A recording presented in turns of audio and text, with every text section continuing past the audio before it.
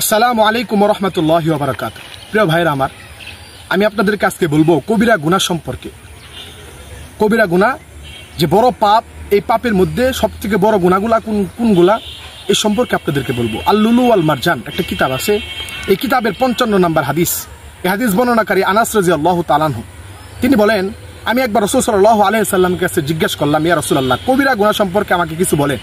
কবিরা গুনাহ সম্পর্কে তাকে জিজ্ঞাসা করা হলো এবং রাসূল সাল্লাল্লাহু আলাইহি সাল্লাম বলেন, কবিরা গুনার মধ্যে সবথেকে বড় গুনাহ হলো তুমি আল্লাহর সাথে কাউকে শরীক করবা না।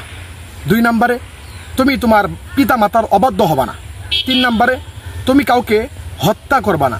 4 নম্বরে, তুমি কখনো কারোর সাথে মিথ্যা কথা বলবা না। এই চারটা গুনাহ কবিরা গুনার মধ্যে থেকে সবথেকে বড় গুনাহ।